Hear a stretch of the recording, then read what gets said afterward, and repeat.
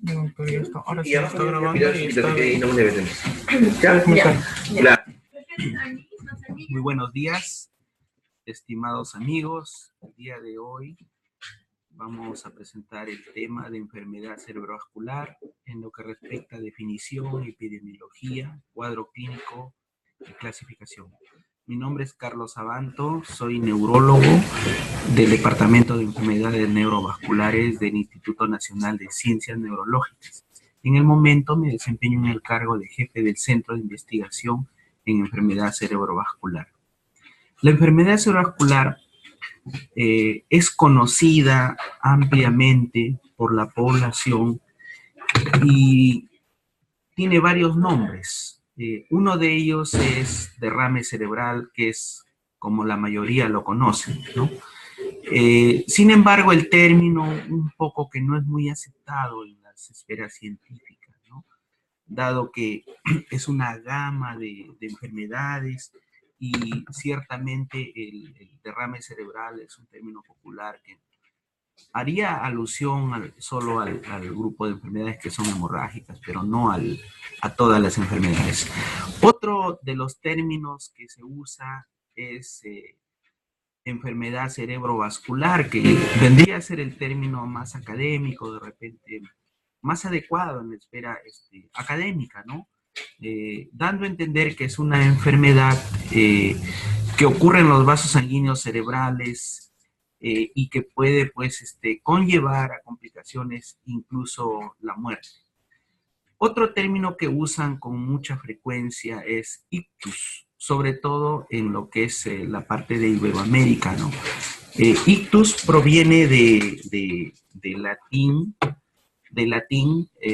el latín, pues, que básicamente es un idioma que precede, ¿no?, a nuestra lengua española. Y en latín, ictus significa golpe, haciendo alusión a lo agudo. En las comunidades científicas de Iberoamérica es común llamar como ictus, y es lo que promueven las sociedades científicas en las campañas de salud, por ejemplo. Otro término muy usado es lo de stroke. Stroke también significa golpe y es un término anglosajón. En el idioma inglés es conocido como stroke. Cualquiera de los términos que se use es lo mismo. Sin embargo, la idea es que debemos llegar a toda la población con el término. Muchas sociedades no tienen problemas. Por ejemplo, en inglés, stroke lo dice la población, la comunidad científica y todos lo entienden. Sin embargo, nosotros, unos dicen derrame cerebral, otros dicen embolia, ictus, stroke, y no tenemos un término uniforme. La propuesta es el término de ataque cerebrovascular. De repente con esto podríamos uniformizar los términos y llegar más a la población. Es muy conocido la palabra ACV, que también lo decimos los médicos, ¿no?, en las emergencias, sobre todo, ACV, en alusión a accidente cerebrovascular. Sin embargo, accidente no es el término que propiamente describa esta enfermedad. Como sabemos, accidente se refiere a algo brusco, pero que sucede en el momento, ¿no?, como que un accidente de tránsito, digamos, ¿no? Pero como hemos mencionado, la enfermedad cerebrovascular, valga la redundancia, es una enfermedad donde detrás de esto, en el tiempo, van ocurriendo procesos fisiopatológicos que conllevan al final a un evento agudo. Entonces, para concluir esta primera parte, la enfermedad cerebrovascular se define como un conjunto de enfermedades que afectan los vasos sanguíneos que suministran al cerebro. Usualmente los vasos son arterias, en menor cantidad o proporción de estos eventos son venas. Capilares no hay en el sistema nervioso, por lo tanto no podría ser un problema de capilares, pero en su mayoría arterias. Las arterias cerebrales vienen de dos fuentes, ¿no? Una es la circulación anterior, o llamada también carotidia. Como podemos ver acá en el slide, las carótidas salen al final del corazón, luego viene el arco aórtico y luego vienen las carótidas, que la carótida interna es la que lleva la sangre al interior del cerebro. También tienen la circulación posterior, o llamada vertebrobasilar, en el cual la sangre viene de las vertebrales, que son ramas de las arterias subclavias, se juntan a nivel intracraniano en una arteria común que es llamada basilar, y esta se divide en las cerebrales posteriores. En la parte anterior, las arterias terminales son las arterias cerebrales medias y anteriores, y hay una anastomosis que se da en la base del cerebro, donde el sistema circulatorio es llamado polígono de Willis. Aquí, en esta circulación, lo que se da es esa anastomosis, que vendría a ser una especie de circulación colateral. ¿Qué es lo que sucede? Sucede que si alguien tiene buena circulación colateral, entonces va a tener una buena reacción ante un evento cerebrovascular y podría preservar y no tener mucho daño. Sin embargo, cuando alguien no tiene mucha reacción y mucha circulación colateral, podría darse el caso de que el tejido se muera y no haya forma de compensar esta falla. Entonces, para esta parte, enfatizar es que la lesión, el sustrato anatómico es en las arterias del cerebro principalmente. Y tendría que ver la circulación colateral para disminuir y compensar ese riesgo de muerte de una porción del tejido que pueda existir.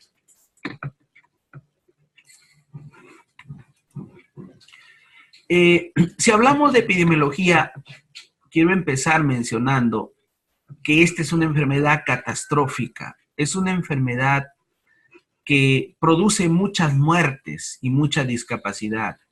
Y podríamos decir que si lo englobamos a esta enfermedad cerebrovascular con las enfermedades vasculares de otras partes del cuerpo, como la del infarto miocardio o arterial periférica, constituiría la primera causa de muerte en el globo. Separándolas tal como figuran en la literatura actual y con fuente de mucha evidencia científica, como es la Organización Mundial de la Salud, la enfermedad cerebrovascular constituye la segunda causa de muerte en el mundo. Tenemos más de 7.4 millones de fallecidos por año y constituye a la vez la primera causa de discapacidad o de invalidez. Si uno se da una vuelta por los consultorios externos de neurología o de algún hospital que vea pacientes neurológicos, va a ver que la mayoría está en silla de ruedas. Y es más, algunos llegan en camilla y otros no llegan porque han muerto antes de llegar. Entonces, no solamente constituye la segunda causa de muerte, también es la primera causa de invalidez. Esto es reportado por muchas revistas científicas, ¿no? Adicionalmente, es la segunda causa de demencia después del Alzheimer.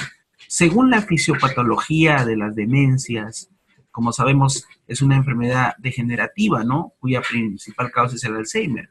Pero los últimos estudios cada vez mencionan que incluso el Alzheimer podría tener una fisiopatología vascular. Entonces, esta enfermedad no solamente mata, no solamente deja inválido, sino puede dejar al paciente demente, con incapacidad de tomar decisiones propias y de trabajar, y por lo tanto la carga de enfermedad es muy alta y estaríamos hablando que no solamente afecta a él mismo, sino a la familia y por lo tanto a la sociedad. En el Perú no hay muchos datos sobre enfermedad cerebrovascular. Sin embargo, podemos rescatar que hace unos 3 años hicimos un registro llamado registro SIDS, que era parte de un estudio del Hospital Karolinska de Suecia, y en el cual encontramos en más de 1000 pacientes que al seguimiento en 3 meses, la mitad era discapacitado, la mitad no podía valerse por sí solo, no podía caminar. Entonces, estos datos son extremadamente catastróficos. Según el Ministerio de Salud, la enfermedad cerebrovascular ocupa la 7ª causa de muerte. Hay otros reportes del Seguro Social en el cual refieren que ocupa la quinta causa de muerte. Creemos que en realidad constituye una causa de muerte mayor, como segunda o tercera, porque muchas veces, dado que estas estadísticas son de certificado de defunción, muchas veces colocamos en los certificados datos que no ayudan a esta estadística y constituiría un subregistro, como por ejemplo colocamos pues paro cardiorrespiratorio, etcétera. Entonces estos pacientes deben haber muerto por enfermedad cerebrovascular y podría haber un subregistro. En países vecinos como por ejemplo Brasil y otros países un poco lejanos como China, la enfermedad cerebrovascular es la primera causa de muerte. Por lo tanto, si analizamos como una salud global, estamos ante una enfermedad que produce la principal carga de enfermedad. Entonces, hay que tomarlo así, hay que estar sensibilizados en que la enfermedad cerebrovascular constituye una enfermedad catastrófica.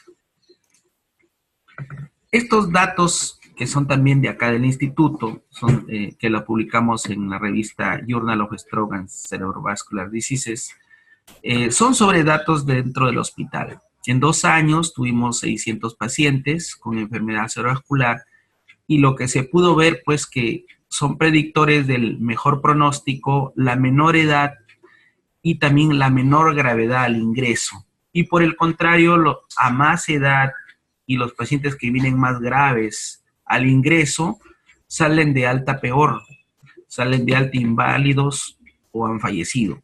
Hay que tener en cuenta estos datos porque es importante predecir la evolución del paciente y el pronóstico, y eso se hace pues tomando datos y teniendo una idea de cómo va a quedar el paciente.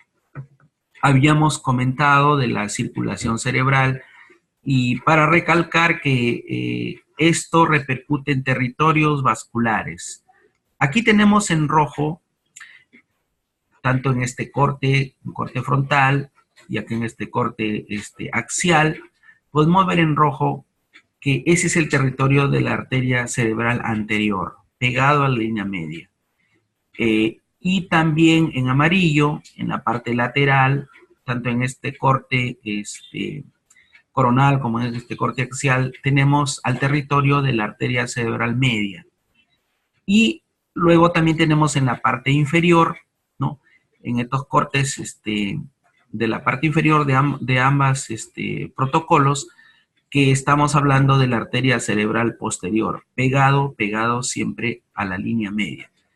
La cerebral anterior y la cerebral media son ramas de la carótida interna que constituye la principal fuente de sangre hacia el cerebro. Y la cerebral posterior es rama de la arteria basilar y que viene del sistema vértebro-basilar en la parte posterior del encéfalo.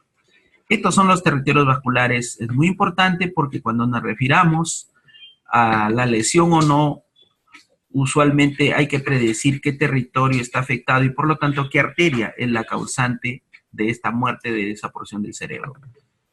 Si hablamos de signos y síntomas, en realidad los signos y síntomas son muy variables y dependen de la zona afectada, dependen del tamaño afectado, dependen de la circulación colateral. Pero sin embargo, estos datos del año 2006 que tomamos, se ve en la práctica y está descrito en la literatura científica que los principales signos de alarma de la enfermedad cerebrovascular son la parálisis de un lado del cuerpo de manera aguda, llamada hemiplegia, y el trastorno del habla. El trastorno del habla podría ser disartria, si es una dificultad para articular palabras, pero también podría ser afasia, si es una dificultad para expresarse, o de repente llamada también afasia de expresión, una dificultad para entender llamada afasia de comprensión. La parálisis de un lado del cuerpo y el trastorno del habla son los signos del alarma y los principales síntomas de la enfermedad cerebrovascular, de inicio brusco. De acuerdo a la zona pueden darse otros síntomas, como son cefalea, crisis convulsivas, trastorno de conciencia o déficits sensitivos. Pueden haber síntomas también ya, o signos ya un poco complejos, ¿no? Que usualmente lo evaluamos los neurólogos, como síndromes con nombre propio, como Wallenberg, ¿no? Etcétera, y que se dan cuando se afecta la circulación posterior. Pero como mensaje es que la parálisis de un lado del cuerpo y el trastorno del habla son los signos de alarma de la enfermedad cerebrovascular. Es importante recalcar que de acuerdo al territorio afectado son afectados los síntomas. En este caso, si se afecta a la cerebral media, va a haber parálisis de un lado del cuerpo, pero el predominio va a ser facio-braquial. Facio-braquial. Más se afecta a la cara y el miembro superior y menos el miembro inferior. Aparte también, dependiendo del lado, si es en el lado izquierdo, va a haber afasia. Si se afecta el tronco de la cerebral media, tendría que haber una afasia mixta o global. Pero si se afecta solo la división anterior, haría una afasia de expresión, y si se afecta la división posterior, lo más común es que haya una afasia de comprensión. La afección de la arteria cerebral anterior da hemiparesia, pero el predominio es crural, o sea, el predominio es el miembro inferior, y menos afectada la cara y el brazo ipsilateral. Depende mucho también de qué lado esté afectado, ¿no? Lo más común es que cuando se afecten las cerebral medias en la parte troncal, lo que podemos ver es afecciones también de la coordinación. Puede haber ataxias, puede haber también en la afectación de la parte anterior o frontal problemas de esfínteres, podemos tener algunos problemas que habrían reflejos antiguos, ¿no? Esto puede verse comúnmente cuando se afectan las partes anteriores. Ya si se afectan las partes muy posteriores o puntuales, pueden haber algunos déficits solamente motores y no tanto de la afección de los reflejos, como hemos mencionado, ¿no? Reflejos, en este caso, llaman reflejos primitivos. Y en esta parte podemos concluir que depende mucho de la afección de qué arteria para decir qué síntoma da.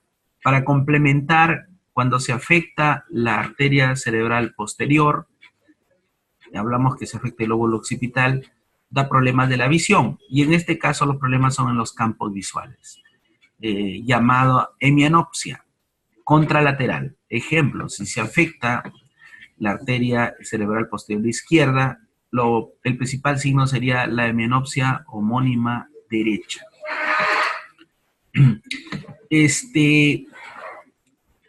Hay unas características muy importantes en cuanto así es el tipo, ¿no? Isquémico y hemorrágico, que vamos a ampliar posteriormente, pero les adelanto que en el isquémico lo más común es que solo haya déficit motor y problemas para hablar. Y en el hemorrágico, aparte de estos síntomas, hay trastorno de conciencia que puede llegar hasta el coma, ¿no?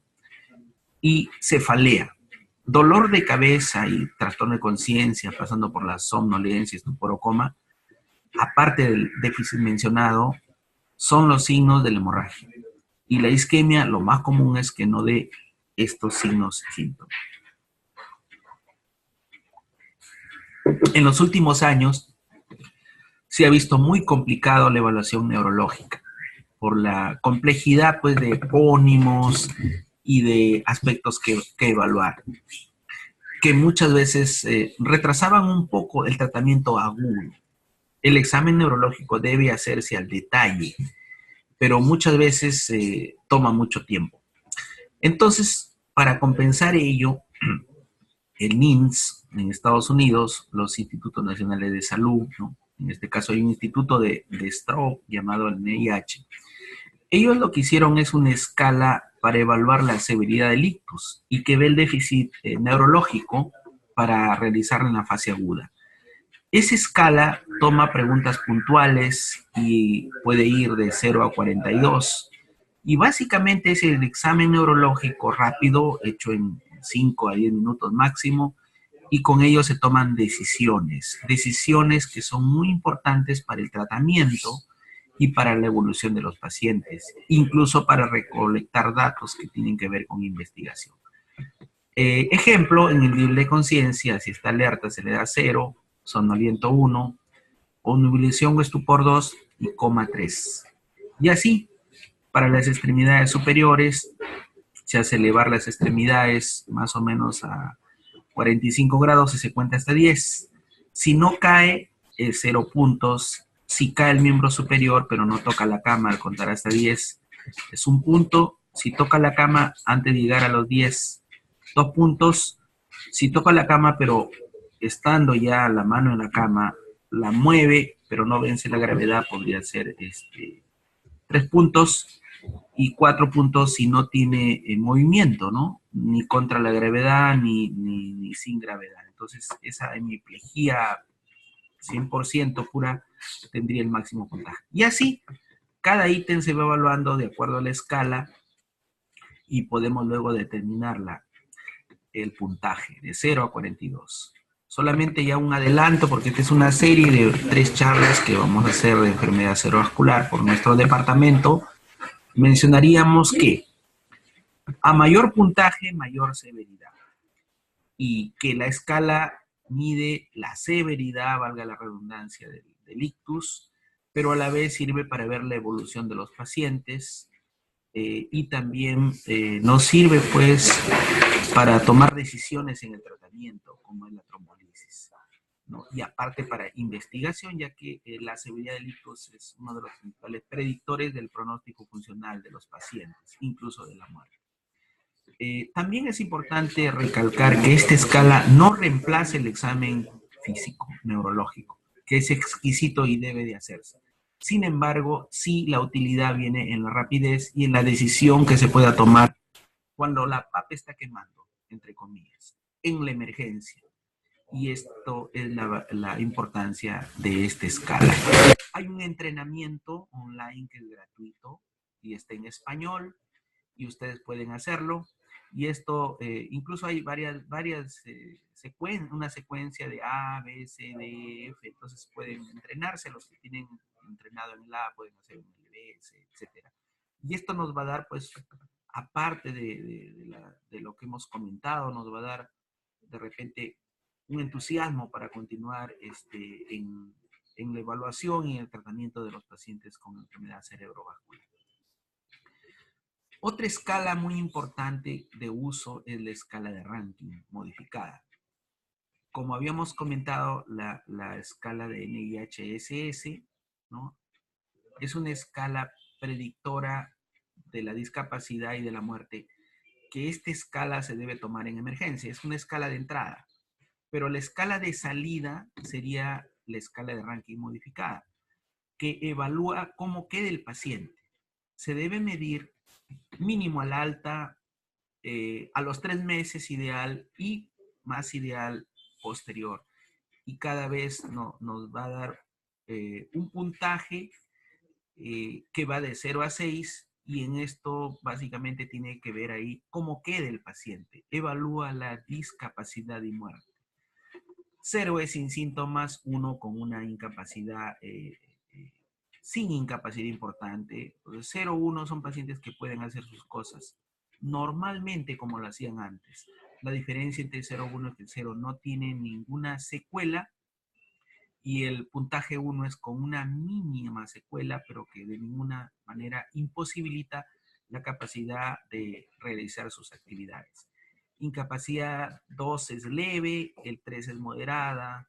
Usualmente el paciente con incapacidad moderada camina con apoyo de un bastón o andador y sin apoyo de otra persona, entonces es estrés. 4 es una incapacidad moderadamente severa, que los pacientes usualmente están en silla de ruedas. 5, una incapacidad severa, que los pacientes están en cama y dependen, postrados crónicos, y dependen de otra persona totalmente. Ejemplo de un cuidador. 6 es muerte, pacientes que han fallecido, ranking 6. Como podemos ver, esta escala es de salida y para resumirla, evalúa la discapacidad y muerte y no tiene mucho valor al ingreso, pero sí como antecedente. Los pacientes con infarto cerebral pueden recurrir. Entonces, se puede tomar de la anamnesis cuál es el ranking previo. Y el valor muy especial es ya la salida, al alta, a los 3 meses, al año, etc. Para complementar lo mencionado en los territorios vasculares, tenemos acá un ejemplo con una imagen tomográfica que se ve un área hipodensa en la región occipital, y lo correcto es hablar acá de que tiene afectado el territorio de la arteria cerebral posterior izquierda. Para los colegas que nos escuchan, es importante que cuando se refiera a enfermedad cerebrovascular isquémica, que es la oclusión de un vaso sanguíneo y la muerte de una porción de cerebro irrigada por este, debemos mencionar como infarto del territorio de la arteria afectada, en este caso infarto de la cerebral posterior izquierda. No es muy académico decir que tiene un infarto occipital izquierdo, ya que ya se sabe que este corresponde a la arteria cerebral posterior izquierda, por lo que sugerimos mencionar la arteria afectada. Y acá, en este gráfico, pueden ver los territorios, en este caso, que señalo de la cerebral media, aquí cerebral anterior, y aquí cerebral posterior, que son los territorios más básicos, ¿no? Entramos a otro aspecto designado, que es la clasificación de la enfermedad cerebrovascular. La enfermedad cerebrovascular se puede clasificar en 2 grandes grupos, como isquémica y hemorrágica. Lo más frecuente es que sea isquémica en un 85% y menos frecuente hemorrágica en un 15%. La isquémica puede ser focal o global. La global casi no se ve en los servicios de neurología, pero tenemos que mencionar que global se refiere, ejemplo, a una encefalopatía hipóxica isquémica, posparo cardiorrespiratorio, ahogamiento, etc. Lo que sí vemos con frecuencia es la focal, por eso que muchas veces se dice isquémico y directo se va a los subtipos de la enfermedad cerebrovascular isquémica focal, que se divide en 2, en TIA e infarto cerebral. Tía no me refiero a un familiar, ¿no? Tío, tía, sino me refiero a las siglas en inglés de Transient Ischemic Attack, que en castellano sería ataque isquémico transitorio, en el cual hay un déficit transitorio neurológico, como podría ser parálisis de un lado del cuerpo, dificultad para hablar, que dura usualmente menos de 1 hora, y que si le hacemos un examen como la resonancia magnética por difusión, no deja lesión. Eso se llama ataque isquémico transitorio. Por el contrario, el infarto cerebral es cuando hay lesión. El déficit no es transitorio, sino es permanente.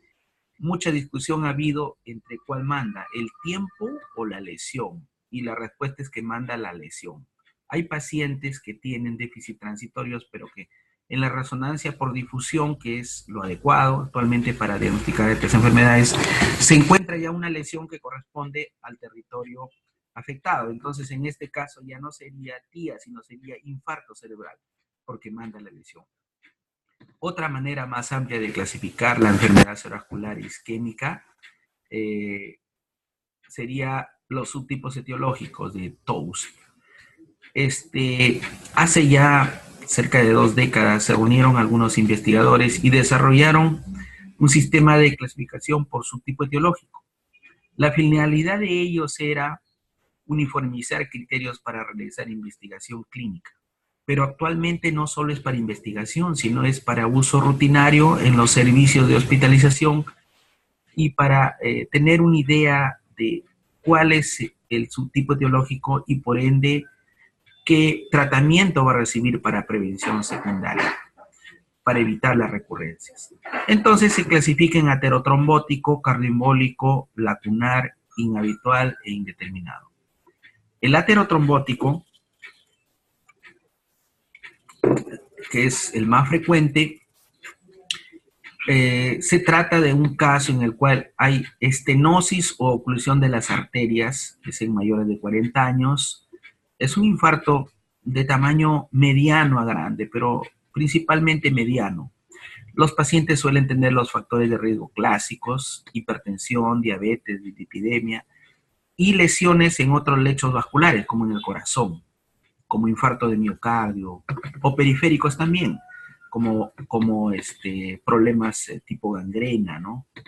Entonces, el aterotrombótico es lo más frecuente y se debe fundamentalmente a estenosis ya antiguas que progresan en el tiempo, y es la típica fisiopatología del infarto cerebral, fue inspirada en este subtipo. El cardioembólico, por el contrario, el paciente tiene lesiones cardíacas o enfermedad cardíaca de alto riesgo embolígeno, fuente de émbolos. Ejemplo, la fibrilación auricular a la cabeza, el síndrome del seno enfermo, endocarditis infecciosa. También podemos tener allí en el cardioembólico, pues mixoma atrial, que son tumores que hay en las aurículas, y otras fuentes que envíen émbolos al cerebro y ocluyan una arteria. En este caso, hay una oclusión transitoria, pero luego el vaso se suele abrir. En cambio, en el aterotrombótico se queda ahí cerrado o estenótico. Esa es la diferencia. Y en las neuroimágenes, al tomar los controles, vemos, ¿no?, que unos se abren, que son los cardioembólicos, y otros quedan así, que son los aterotrombóticos. El lacunar, llamado actualmente infarto de pequeño vaso, mide usualmente menos de 1.5 centímetros en la tomografía o menos de 2 centímetros en la resonancia magnética, protocolo de difusión. Son infartos locales cuya causa principal es la hipertensión arterial, también lo es la diabetes mellitus, y son en territorios muy conocidos, como el territorio lentículo estriado, ¿no?, o el territorio paramediano. Los infartos de causa inhabitual, en este caso se conoce la causa, sin embargo la causa es rara y lo más común es que sea en jóvenes. Tenemos pues disecciones de las arterias vertebrales o de las carótidas, estados de hipercoagulabilidad como lo de los síndromes antifosfolipídicos, las deficiencias de proteína C, S, etc. Los de causa indeterminada, en este caso, no se sabe la causa por alguna de las tres razones, ¿no? O no se ha terminado los estudios, o por estudios incompletos, o es criptogénico, le he hecho todo, no le he encontrado nada. O de repente en estos casos hay dos causas o más, puede ser aterotrombótico o cardioembólico a la vez, pero no sé cuál de las dos ha sido la causante del infarto actual. Eso más o menos son las definiciones de esta clasificación. Unas palabras sobre el indeterminado, que en los últimos años ha surgido un nuevo constructo, un concepto que va a revolucionar la prevención secundaria, especialmente también con el advenimiento de los nuevos anticoagulantes.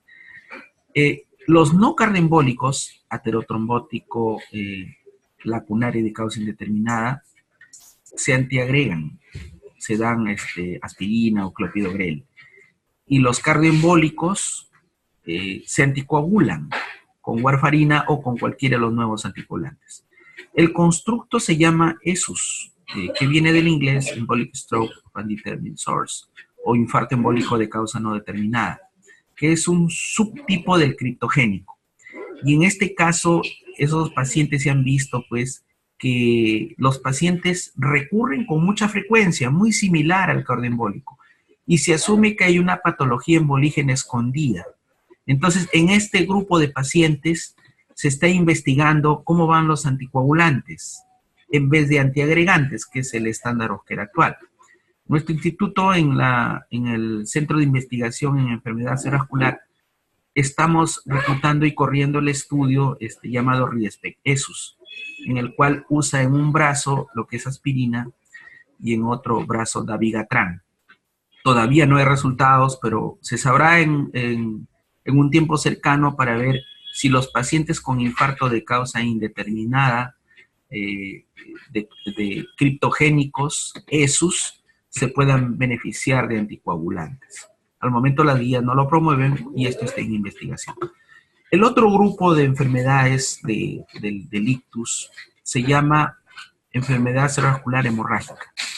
Y este tipo tiene dos principales, la subaranoidea y la intracerebral espontánea.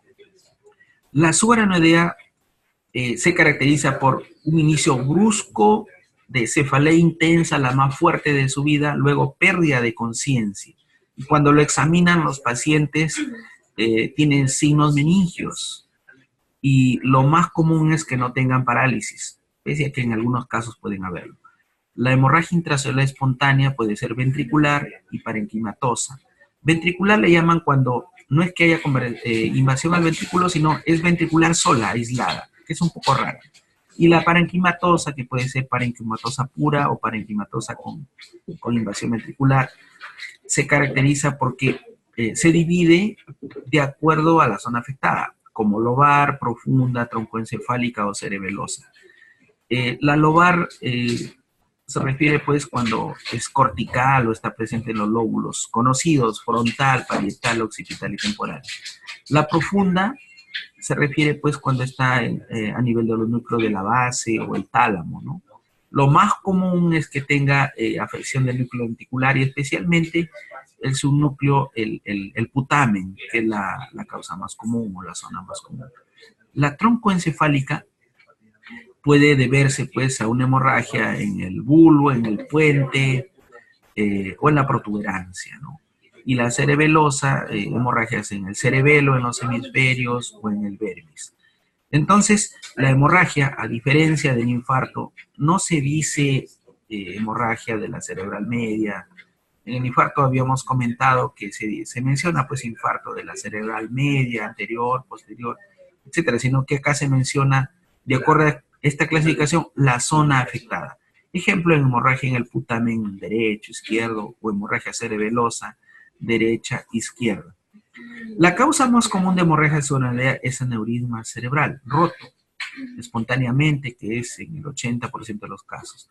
Y la causa más común de la hemorragia intraparenquimal espontánea es la hipertensión arterial en pacientes usualmente entre 50 a 70 años. Los pacientes más jóvenes, lo más común es que sean malformaciones arteriovenosas rotas, pero en pacientes mayores, adulto mayor, son por ya enfermedades que son degenerativas, ¿no? En este caso, angiopatía amiloide.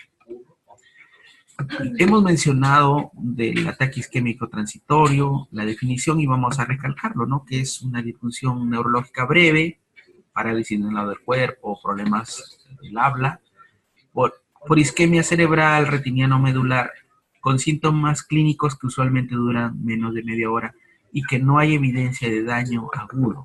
Al momento, la mejor prueba para evaluar el daño agudo no es la resonancia magnética por difusión.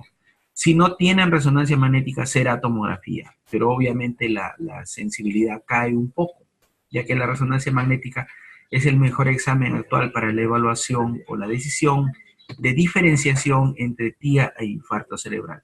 Y cuando no tengan tomografía, la diferenciación es clínica y se usaría pues la definición de la OMS, que es un déficit transitorio que dura menos de 24 horas. En cambio, el infarto cerebral es un déficit que persiste más de 24 horas. Es una dicotomía decir infarto o TIA. No hay TIA con infarto, porque el TIA con infarto ya no es TIA, es infarto, valga la redundancia. En los estudios para determinar la definición y la estadística del TIA, por ejemplo, en esta publicación en la revista New England, en la guía sobre TIA del 2009, junio de 2009, se vio pues que a la hora ya el 33% tenía una hiperseñal en la difusión, o sea, un daño. Por ejemplo, a las 24 horas la mitad tenía el daño. O sea, si no hay daño, sería TIA, pero si ya hay daño, sería infarto. Aquí pueden ver en esta imagen, en cuanto a las imágenes, pues hay que hacer un estudio holístico, ¿no?, del cerebro. El arma de la guerra es la tomografía, que debemos hacer en emergencia, y bueno, ya la de estudio es la resonancia magnética, pero si se tiene resonancia magnética del saque y que sea con protocolos rápidos, también puede hacerse directamente la resonancia magnética. El protocolo de difusión a cada 2 horas y a los 5 días. Se ve un área de hiperseñal en el territorio de la ACM izquierda en el segmento anterior. Tenemos también un protocolo llamado el mapa, que es para contrastar. Usualmente el mapa es como un negativo. Esta zona de hiperseñal o blanca se ven negras o de hiperseñal. Y eso es muy característico, le da categoría de patognomónico, de diagnóstico de infarto cerebral por resonancia magnética. Hemos comentado de los subtipos. Comentarles adicionalmente que en las imágenes tomográficas se pueden ver signos precoces del infarto cerebral. Uno de ellos es, como en este caso, el signo de la arteria cerebral media hiperdensa. No es sangre, sino es la arteria que tiene coágulos, está obstruida. Otros signos precoces son el borramiento de los surcos. Por ejemplo, acá se ve el valle, ¿no?, de cilio derecho y no se ve el izquierdo, los surcos están borrados. No se ve acá, pero también es importante mencionar que otros signos precoces son la falta de diferenciación de la sustancia gris y blanca, son la disminución de los surcos, la hipodensidad en el núcleo lenticular y la hipodensidad o borramiento de la corteza de la ínsula. Al otro día, este fue a la hora del evento, ya es al otro día, a las 24 horas, ya se puede ver pues el territorio del infarto, ¿no? Es más o menos en cuña y se ve claramente acá que es la arteria obstruida y una porción del cerebro muerta o infartada. Cuando se debe pedir la tomografía es inmediato. Básicamente se estabiliza el paciente si no está estable y se le hace inmediatamente. No se debe esperar. Tiempo de cerebro, tiempo perdido es cerebro perdido. Hemos hablado también sobre el TOUS y la utilidad de esta clasificación. Y también quería comentarles que pese a que esta publicación fue hecha hace mucho tiempo, en el 2015 ha habido como que una actualización de la clasificación. El primer grupo, aterotrombótico de grandes arterias, ya lo hemos mencionado. El otro grupo, el de pequeño vaso, llamado lacunar también, pero se prefiere decir más de pequeño vaso, ¿no? El cardioembólico, ¿no? Cuando hay una patología cardíaca de alto riesgo embolígeno. El de causa inhabitual, es decir, que sí se conoce la causa, pero es raro usualmente en jóvenes. Acá lo subdivide en dos grandes grupos, ¿no? Arteriopatías o vasculopatías no arterioscleróticas y los desórdenes protrombóticos o llamados trombofilias, como el síndrome antifosfolipídico. Las causas no determinadas hemos visto que son 3 causas y enfatizar nuevamente que cuando se hacen los estudios y es negativo todo, se llama criptogénico y actualmente hay un grupo de criptogénico ESUS. Es el criptogénico mediano a grande, ¿no? El criptogénico cuyo infarto mide en resonancia por difusión más de 2 centímetros y en tomografía más de 1.5 centímetros. Y es totalmente en investigación. Estas son las fuentes cardíacas del cardioembolismo de alto riesgo, como las prótesis valvulares cardíacas, también la fibrilación auricular, entre otros. Hay otra forma de clasificar el infarto cerebral. En realidad el TOUS es el más usado, pero sin embargo es un poco reduccionista, ya que cataloga o encasilla a cada subgrupo solo en un tipo, salvo donde habla del gran tipo, pues de los indeterminados de 2 o más causas, suele encasillarlo en un tipo. El método ASCO y últimamente ASCOT, ¿no?, hace alusión pues a los subtipos, ¿no? Aterotrombótico, el de pequeños vasos, el cardioembólico, otras causas. Y el D, que es la última actualización, a disección, es un poco más holístico y nos da a entender que a la vez el paciente puede tener varios subtipos, simplemente unos más y unos menos, ¿no? Y nos permite también saber de que hay casos definidos, casos probables, casos posibles, ¿no? Y casos que no pueden ser la causa. Entonces, un poco más holístico y deja hincapié a tener clasificaciones posibles y a la vez que un paciente tenga a la vez 2 o más causas y obviamente mencionando qué porcentajes esas causas tendrían mayor posibilidad de ser causal en el infarto. Como ejemplo tenemos acá la forma de clasificar según este tipo de ASCOT, elaborado por el doctor Pierre Marenco de Francia. Ejemplo tenemos acá, este es el tipo A1, S3, C1 o 3. A1 significa pues de que aterotrombótico tiene una oclusión más del 70%. S3 para pequeño vaso no hay esta enfermedad, o es muy improbable que lo sea. El C1, cardioembolismo, si es fibrilador tiene un C1. O 3 otras causas, esas causas, digamos, no es muy probable que sea la causa. Entonces, así como un polígono se puede presentar el diagnóstico, ¿no? Lo cual es muy interesante, dando hincapié que el paciente tiene varias causas y todas ellas pueden colaborar a la etiología del infarto cerebral en el caso de este paciente. En el instituto, en la revisión que hicimos en el 2011, de los años 2008 y 2009, tuvimos pues que de 437 pacientes, 60% fueron aterotrombóticos, 19% cardioembólicos, 10% lacunares, 1% inhabitual e indeterminado 10%.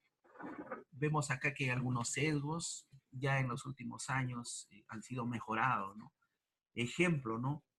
Con el advenimiento del enfoque holístico en cuanto al screening de diagnóstico de estos pacientes, a los pacientes se les realiza muchos exámenes cerebrales como tomografía, resonancia magnética, Doppler transcranial, carotidio y vértebro basilar a todos los pacientes. Se les hace también estudios del corazón como Holter, ecocardiograma, ecocarotidio. Se les hace también estudios de las carótidas, ¿no? Como duplex. Entonces, con este enfoque holístico de exámenes, tenemos mayor probabilidad de encontrar cardioembólicos. Incluso se le hace Holter de 48 horas y en algunos casos fuera del instituto también se está haciendo ahí en el país Holter de 28 días, de un mes. Entonces, a mayor tiempo de monitoreo en los pacientes que se sospecha de fibrilación auricular, se les encuentra, o sea, hay más probabilidad de encontrar la fibrilación auricular mientras más tiempo se monitoree el paciente. Los casos inhabituales también han aumentado en vista de que se le pide a los pacientes que sospechamos más screening de resonancias cervicales o de vasos supraórticos. Antes pues teníamos bajo este porcentaje, pero últimamente tenemos muchos casos de disecciones de las arterias carótidas o vertebrales. Aquí hemos aumentado el número de inhabituales por la detección actual ya con estas nuevas técnicas, con el protocolo de saturación grasa o STIR.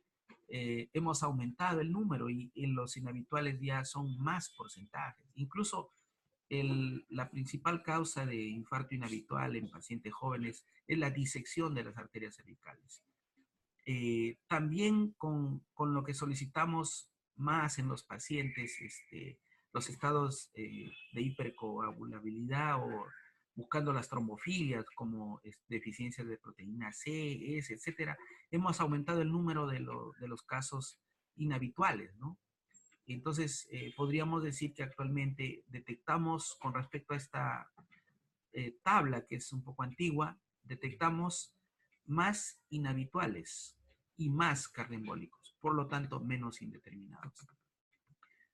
Para terminar, quisiéramos mencionar que el otro tipo de enfermedad cerebrovascular es la hemorragia. La hemorragia intracelular espontánea se clasifica en primaria y secundaria. La primaria representa el 80% de los casos y se debe a hipertensión arterial y angiopatía amiloide, que son enfermedades degenerativas, ¿no? La primera por una vasculopatía que hay de los pequeños vasos y la segunda por una degeneración de los vasos medianos a grandes, usualmente en la corteza. Y la hemorragia intracelular secundaria, secundaria a algo, usualmente una malformación vascular cerebral como malformación arteriovenosa o cavernoma. También con las drogas que usamos como los fibrinolíticos, anticoagulantes, hemos visto también mayor presencia de hemorragias intracerebrales secundarias, ¿no? A medicamentos, ¿no? Secundarias también a tumores, también lo que vemos. Aquí podemos ver en esta imagen tomográfica un infarto lenticular derecho, perdón, una hemorragia lenticular derecha. Estas hemorragias profundas son por rotura de las arterias lenticuloestriadas y la principal causa aquí es la hipertensión arterial. En este caso, el paciente es un poco mayor, adulto mayor, y tiene una hemorragia lobar frontal izquierda. La etiología es angiopatía amiloide. Con la etiología y la edad estamos en capacidad de diagnosticar las principales causas de hemorragia intracerebral espontánea. Repetimos, jóvenes con hemorragias profundas, perdón, no tan jóvenes ya, de 50 a 70, hemorragias profundas, hipertensión arterial como causa. Jóvenes con hemorragias, sea superficiales o profundas, malformaciones arteriovenosas. Y pacientes adultos mayores con hemorragias corticales o lobares, angiopatía amiloide. Es importante diagnosticar la causa porque de acuerdo a la identificación vendría el tratamiento, si es cirugía o no. Y esto depende del riesgo de recurrencia.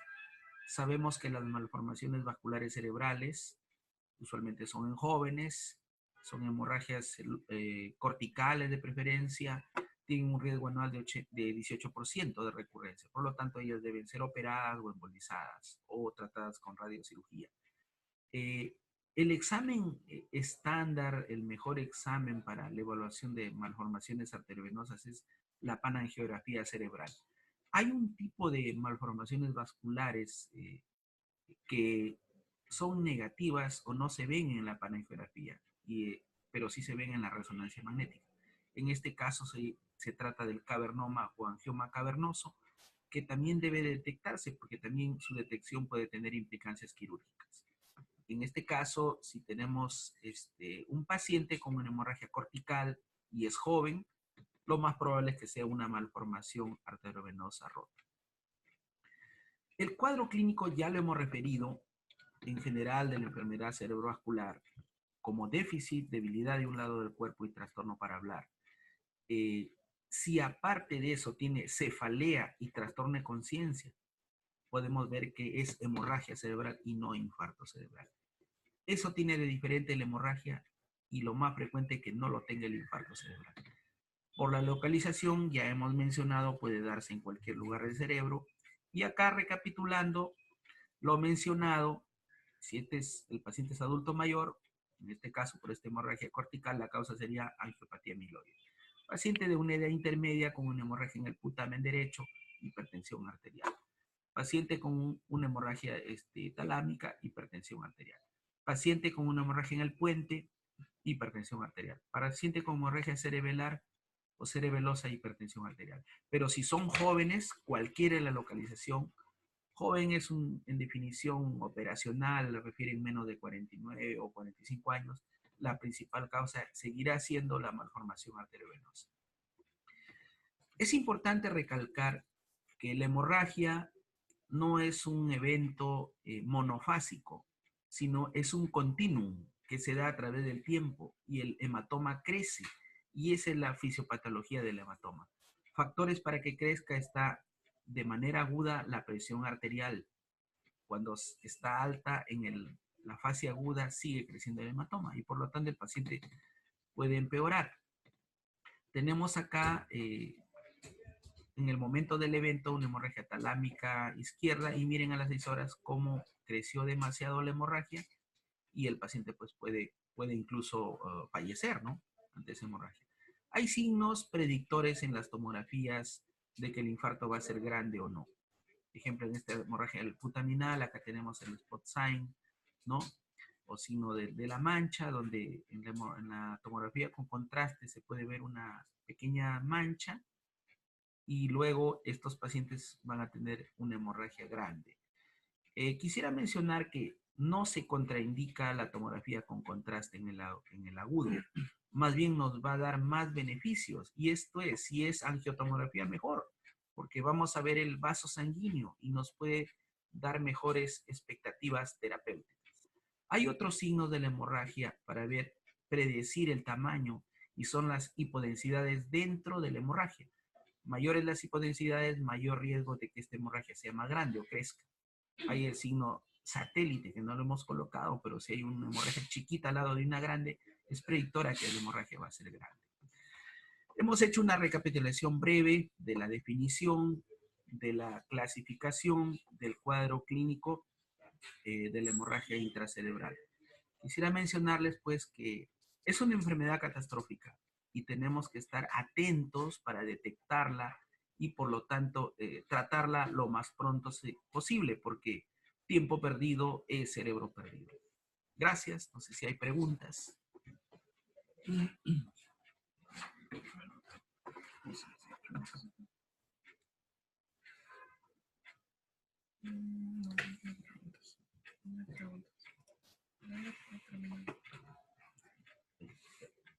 Bueno, no vemos las preguntas. Hay dos situaciones. ¿Os he entendido todo o no os he entendido nada? Esperamos que sea lo primero. Solo agregar que si bien es una parte de una serie de 3 charlas que va a dar nuestro departamento de enfermedades neurovasculares, lo más importante es la prevención. Lo más importante es la prevención. Y la prevención en dos formas. Uno, mediante la detección temprana de los factores de riesgo vasculares. Esto es la hipertensión arterial, la diabetes mellitus, el colesterol. Tratar pastillas toda la vida. No hay forma de que tome su pastilla, ya tiene la presión normal y le corto. No, toda la vida. Y la otra forma es mediante la promoción de estilos de vida saludables. Esto es, se refiere a dieta y ejercicios. En lo que es dieta, hay que consumir muchas carnes blancas, como el pollo, el pavo, mucho pescado y también verduras y frutas. Y evitar no a la sal, no a la grasa. Esto es lo más importante. En lo que es ejercicios, unos 40 minutos, mínimo 3 a 4 veces por semana. Y obviamente también evitar algunos estilos de vida como el fumar cigarrillos, 0 cigarrillos, el tomar con moderación. La OMS ya ha catalogado que una copa diaria para el varón, o 2 copas como máximo diaria para el varón, y una copa diaria para la mujer, no sé por qué la discriminación, pero son datos científicos que están en la OMS, como máximo al día. Pero esto no significa darles luz verde para que tomen permanentemente. Eso es todo y muchas gracias por su atención.